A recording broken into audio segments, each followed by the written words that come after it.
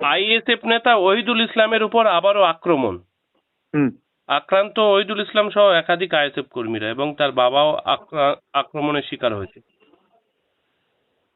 দেখুন, এটা একটা ন্যাক্কারজনক ঘটনা এবং আমি জানি না ওখানকার পুলিশ প্রশাসন কি অবস্থায় আছে। আসলে তৃণমূলের পার্টি অফিসে পরিণত হয়েছে পুলিশ স্টেশনগুলো, বিশেষ করে ভাঙড়ে। কারণ আপনারা জানেন অভিষেক বন্দ্যোপাধ্যায় এবং মমতা বন্দ্যোপাধ্যায়ের টার্গেট হচ্ছে ভাঙড়।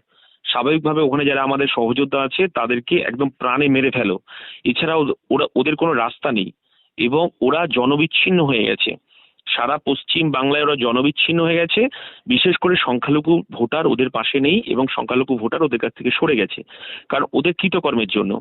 স্বাভাবিকভাবে ওরা যে খুনের রাজনীতি সামনে নিয়ে আসছে এবং মেরে ফেলার রাজনীতি সামনে নিয়ে আসছে, বাংলার মানুষ দেখছে এবং বাংলার মানুষ এদেরকে 2026-এ একদম বিসর্জন দেবে, একদম সমূলে বিসর্জন দেবে এবং পিসি ভাইপোকে বিসর্জন দেবে। এরা যদি খুনের রাজনীতি কায়েম করে, মাননীয় মুখ্যমন্ত্রী উনি নাকি মানবিক মুখ, ওনার যদি এটা মানবিক মুখ হয় তাহলে ওনার ওই কুর্সিতে 1 মিনিটও থাকা উচিত নয়।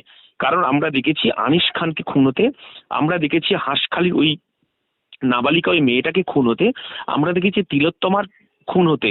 তো স্বাভাবিকভাবেই বাংলার একটার পর একটা প্রতিবাদী মুখ এবং বাংলার নারী সমাজ, বাংলার ছাত্র সমাজ, বাংলার যুব সমাজ, বাংলার প্রতিবাদী কণ্ঠ, বাংলার যারা বিরোধী শক্তি, তাদেরকে মমতা বন্দ্যোপাধ্যায় একদম হিটলারি কায়দায় নিকেশ করতে চাইছে।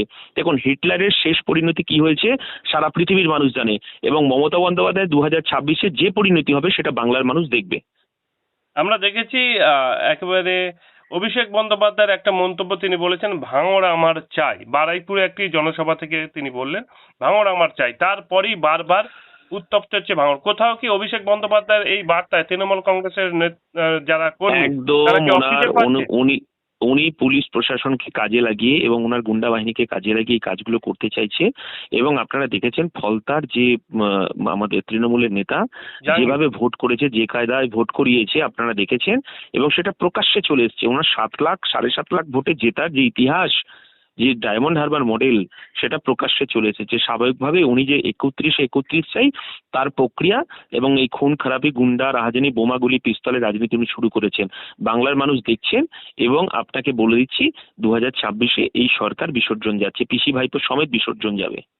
আমরা দেখেছি বারবার যদি আইএসএফ কর্মীরা কোনো ঝামেলার মধ্যে জড়িত থাকে তাদের রাতের অন্ধকারে টর্চ লাইট দিয়ে খোঁজা হয়, কিন্তু এক্ষেত্রে দিনের আলোতে যারা তৃণমূল কর্মীরা আইএসএফ কর্মীদের মারধর করছে তাদের বিরুদ্ধে পুলিশ তেমন ভাবে অ্যাকশন নিচ্ছে না। বারবার আমরা জানি পুলিশের একটা অংশ এই রাজনীতির সঙ্গে যুক্ত আছে, তাদের বড় পোস্টিং দরকার, ঠিক আছে। আর যে রাজ্যের রাজীব কুমার পুলিশ প্রধান, তো সেই রাজ্যের যিনি চুরিকে প্রশ্রয় দেন, মাননীয় মুখ্যমন্ত্রীর অপকর্মে প্রশ্রয় দেন, স্বাভাবিকভাবেই যে রাজ্যের পুলিশ প্রধান হচ্ছে রাজীব কুমার, স্বাভাবিকভাবেই তার যারা সাঙ্গপাঙ্গ আছে কি হতে পারে আপনি বুঝে নিন। তবে সংবিধান আছে, সংবিধানই শেষ কথা বলে।